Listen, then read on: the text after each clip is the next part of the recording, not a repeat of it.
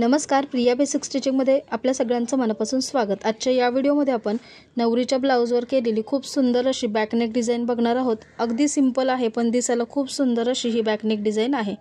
तर इथे मी blouse piece आणि अस्तर जे आहे ते कटिंग करून घेतलेलं आहे। याचं मेजरमेंट पुढील प्रमाणे आहे।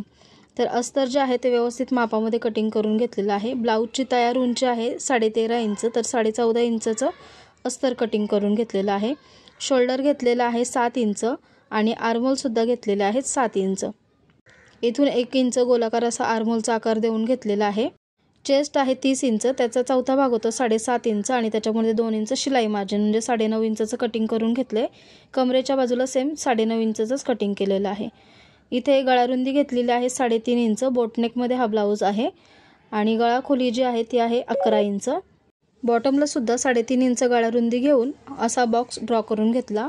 आर्महोलच्या बाजूला अर्धा इंच शोल्डर उतार दिलेला आहे आणि ते कटिंग करून घेतलेलं आहे। खाली इथे सेंटर पॉइंट मार्किंग करून घेतला।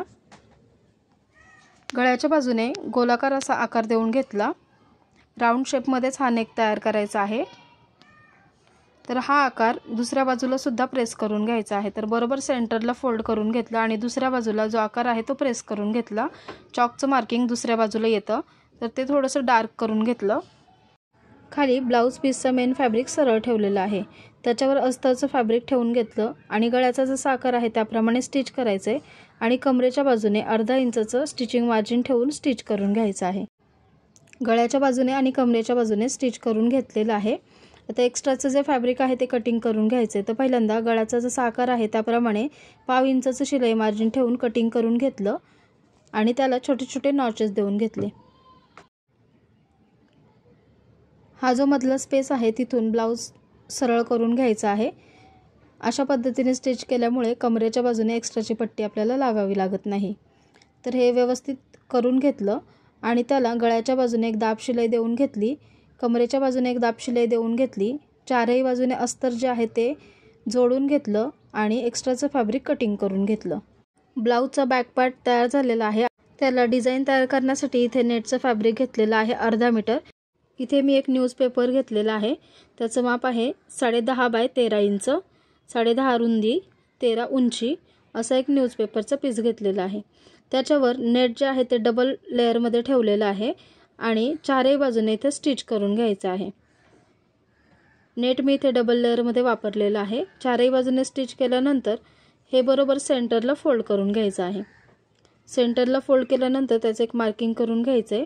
बरोबर ब्लाउजचं सेंटर आणि नेटचं सेंटर जे फोल्ड केलेलं आहे ते एकमेकांवर आलं पाहिजे अशा पद्धतीने इथे ठेवून घ्यायचं आहे। तर बघू शकता इथे मी जसं ठेवलंय त्याप्रमाणे। गळा रुंदी एकदा चेक करून घ्यायची आणि मग त्याला चारही साइडने पिना लावून घ्यायच्यात म्हणजे ते व्यवस्थित सेट होईल। आता गळ्याचा जसा आकार आहे त्याप्रमाणे त्याला स्टिच करून घ्यायचं आहे। तर संपूर्ण गळ्याला मी स्टिच करून घेतलंय। अगदी हलक्या हाताने स्टिच करायचं आहे। एक्स्ट्रा वरचा पार्ट कटिंग करून घेतला। ब्लाउज पीस बरोबर सेंटरला फोल्ड करून घ्यायचा आहे। इथे आता एक छोटा नेक तयार करून घ्यायचा। तर गळा रुंदी घेतली 3.25 इंच आणि गळा खोली घेतलेली आहे 3 इंच। इथे बॉक्स ड्रॉ करून घेतला। गळ्याला गोलाकार असा आकार देऊन घेतला आणि गळ्याचा आकार कटिंग करून घेतला। इथे नेटच्या वरच्या बाजूने स्टिच करून घेतलं म्हणजे ते व्यवस्थित पॅक होईल।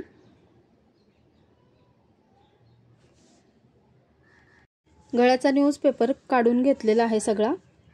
राहिलेल्या नेटमधून तिरकी पट्टी काढून घेतली 1.5 इंचाची आणि ती आता फोल्ड करून गळ्याला गळपट्टी लावून घ्यायची आहे। तरी मी तसं डबल फोल्ड केलं आणि ही जी पट्टी आहे ती स्टिच करून घेतली। हलक्या हाताने स्टिच करायची आहे, ओढायची नाही। स्टिच झाल्यानंतर ती आतल्या साइडने फोल्ड करून त्याच्यावर एक स्टिच करून घ्यायची आहे। याला नॉचेस देऊन घेतले म्हणजे ते छान पलटी होईल आणि याला आता अशा प्रकारे फोल्ड केलेली आहे आतमध्ये आणि एक स्टिच करून घेतलेला आहे।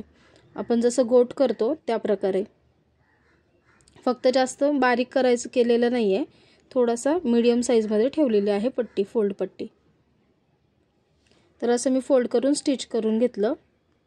तर हा नेक रेडी झालेला आहे। काठाच्याच कलरची मॅचिंगची अशी लेस घेतलेली आहे। ती लेस गोलाकार अशी लावून घ्यायची आहे गळ्याचा जसा आकार आहे त्याप्रमाणे। ही लेस लावताना अजिबात ओढायची नाहीये, हलक्या हाताने लावायची आहे आणि त्याला एक डबल शिलाई सुद्धा द्यायची आहे। तर अशी मी ही लेस आहे ती संपूर्ण इथे नेकवर लावून घेतलेली आहे। एक्स्ट्राचं जे नेट आहे ते कटिंग करून घ्यायचं आहे। गळ्याचा गोलाकार आकार जसा आहे त्याप्रमाणे हे नेट कट करून घ्यायचं आहे। लेसवर अजून एक कडेने स्टिच करून घेतलं म्हणजे नेट जे आहे ते व्यवस्थित त्याच्यामध्ये सेट होईल। तर संपूर्ण गळ्यावर अशी मी स्टिचिंग करून घेतलेलं आहे। बॅक साईडचं टक्स टाकून घ्यायचे आहेत आता। तर इथे सेंटरला मार्किंग केलं आणि आडवा 4 इंच आणि उभा 3.5 इंच असा दोन्हीकडे अर्धा इंचचं टक्स टाकून घेतलेला आहे म्हणजे टोटल 1 इंचचा टक्स झाला। याला हेवी लुक येण्यासाठी पॅचेस मी इथे लावून घेणार आहे काही। तर बरोबर सेंटरला इथे नेटवर सुद्धा सेंटरला फोल्ड केलं आणि त्याचं मार्किंग करून घेतलं आणि त्यावर असे मी इथे पॅचेस लावून घेतलेले आहेत फॅब्रिक ग्लूच्या मदतीने। तर व्यवस्थित इथे पहिल्यांदा मार्किंग करून घेतलेलं आहे आणि लावून घेतलेलं आहे। तर खूप सुंदर अशी ही बॅकनेक डिझाइन तयार झाली। तुम्हाला ही बॅकनेक डिझाइन कशी वाटली कमेंटमध्ये नक्की सांगा। व्हिडिओ आवडला तर लाईक करा आणि अशाच यूजफुल व्हिडिओ पाहण्यासाठी प्रिया बेसिक स्टिचिंग या चॅनलला सबस्क्राईब करून शेजारचं बेल बटन देखील प्रेस करा म्हणजेच तुम्हाला येणाऱ्या माझ्या प्रत्येक व्हिडिओचं नोटिफिकेशन मिळेल आणि व्हिडिओ पाहता येतील। याच्या आधीसुद्धा चॅनलवर भरपूर व्हिडिओ अपलोड आहेत तर ते व्हिडिओसुद्धा तुम्ही चॅनलला व्हिजिट करून बघू शकता। याला नेक असा बनवलेला आहे, पफ स्लीव्ज बनवलेले आहेत आणि स्लीव्जला पाईपलेस लावलेले आहे। फ्रंटला प्रिन्सेस आहे शिवाय पॅडेड ब्लाउज आहे। तर हा ब्लाउज तुम्हाला कसा वाटला कमेंटमध्ये नक्की सांगा। भेटूया पुन्हा एकदा अशाच यूजफुल व्हिडिओमध्ये। धन्यवाद।